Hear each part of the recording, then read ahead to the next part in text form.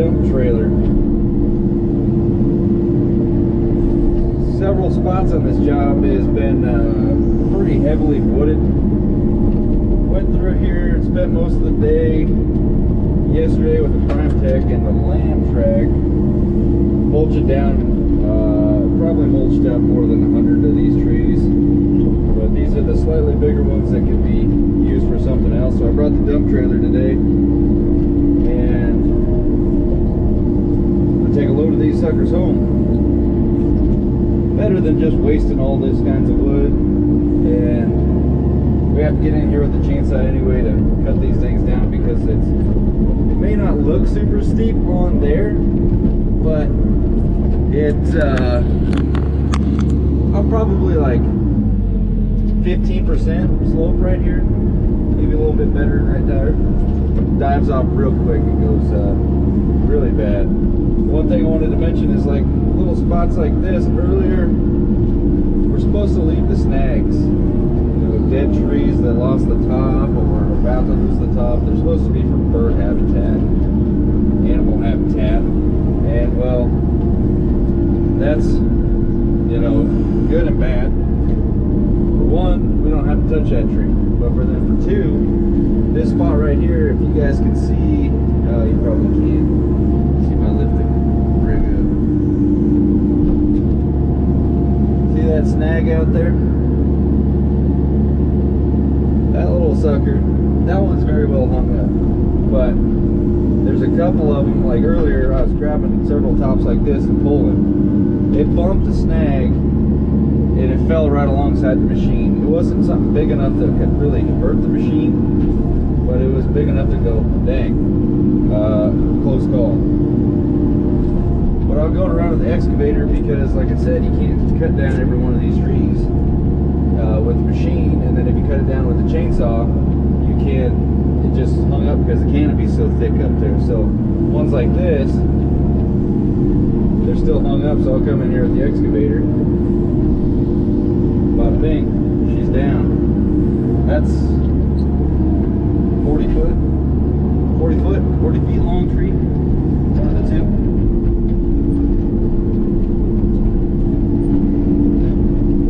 Then I'll take all these piles of brush, and I'm just going to put them in windrows, and then the Prime Tech will come through. So I'm going to finish gathering up all this mess.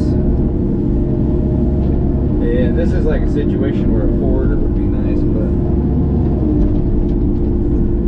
or even just the dump trailer hooked onto the excavator. But this ground right here is so uneven and crappy.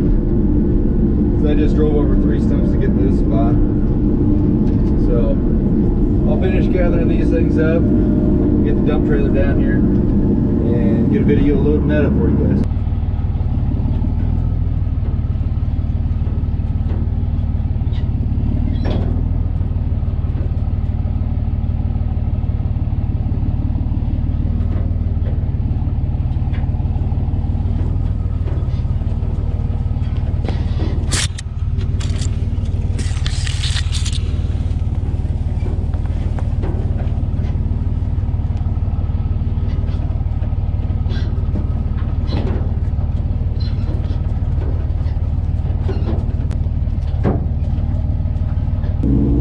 Time to load the dump trailer.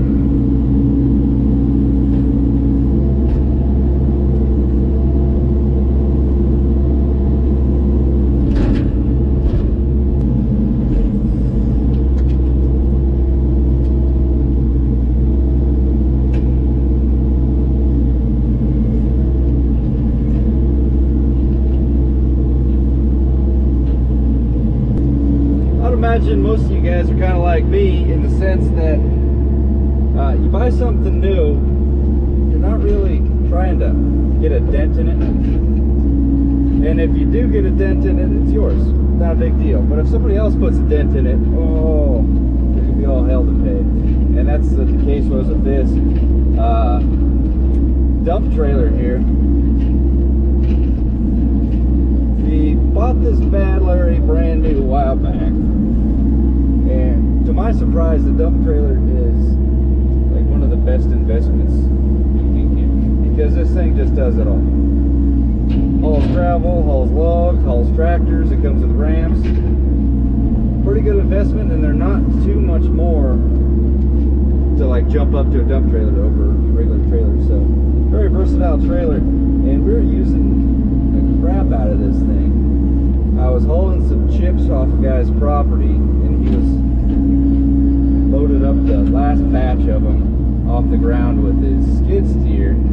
And mind you, this thing was like a week old trailer, brand new trailer, 1 week old. The guy bumps we thought it was just a hubcap, but he bumped the fender too. And I always liked looking at the fenders when I was backing it up because they were nice and square and perfect. Hell, he had to go and smoke one of them, so every time I look at that fender, I see what damage he left, and he never paid anything for it. But this is a nice little trailer. I kind of forgot we even had it. It's been sitting up at my grandpa's forever. I was doing dump runs with it up there, and it just never got full, so I went and stole it back last night. We're gonna haul some logs in it. Just a 14-foot dump trailer, nothing too special about the old girl. But we gotta cut these things just under that, give them the fit, and then make a length out of it that works for the firewood process. And boy, I'll tell you, rotating grapple is the only way to load logs. So this thing's got a couple more dents in it since back then. Still trying not to hurt it, but it is a pretty tough little bird, I'll give it that. And then loading on a slope isn't really easy to do. So I'm going to set you guys up on a time lapse and let you enjoy my attempt at finessing some logs into this trailer.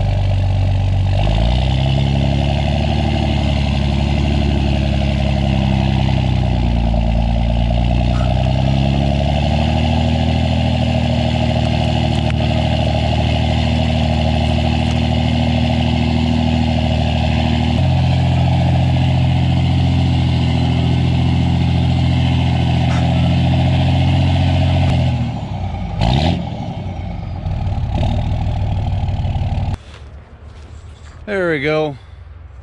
That's a decent little load. Nothing too, you know, make cops look at you type of a load. I'll throw a couple straps over the top and call her good. This is a 14K rated trailer, so I might have 7 on there. These dump trailers, it weighs like 5,000 pounds, just shy of it by itself. She's a doozy. And I had a couple people asking me in the comments why I wear a helmet inside the machines. Well, for one, I'm hopping in and out of that machine pretty often. Not so much this job, but normal jobs, logging and stuff. And it doesn't make sense to take it off every time. But the main reason is this helmet right here is $500. It is a pretty nice helmet. Like the helmet is $300, but then the Sena is like $200, depending on where you get it. But that's about what we paid for this setup. And you see it's flashing there. It's got Bluetooth. You can connect straight shot with that thing to another Sena. So Dad's got the same exact helmet. He's wearing that. He's running the PrimeTech. He's way over the hill, and I could talk to him all day. We get too far apart like we did several times on this job because we're covering some pretty good acreage on this, and we just link it up with the phones and then use the phones to talk back and forth. For some reason out here at this job, we are 3 miles away from the road, which is 10 miles away from a town. Excellent cell service out here. But we're wrapping up this area right here. This whole trio's knocked down right here. It's just been pretty hectic, everything going on lately. Haven't had time to really do much besides work and top secret projects that I'm not jinxing, so those will hopefully come soon. But I'll get a video when I get back to the house unloading this thing. Maybe I'll do a little talking with you guys on the road if this video hasn't panned out too long. But got a little load, and that thing is a toss. That new mulcher head on the Lamb Track and the new mulcher head on the PrimeTech, we're getting her done. Production went way up when we swapped to those two heads, and the Rayco, that poor thing, is just sitting there at the top. Yeah, there's my little load of firewood, boys. Catch you guys on the road.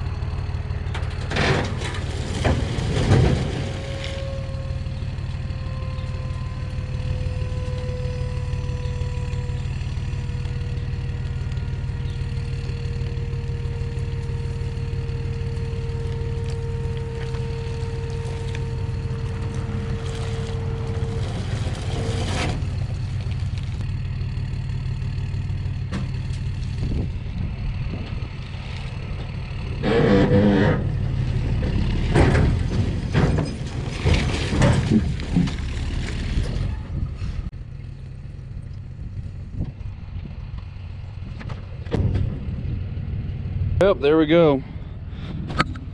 One load of logs to add to the stack.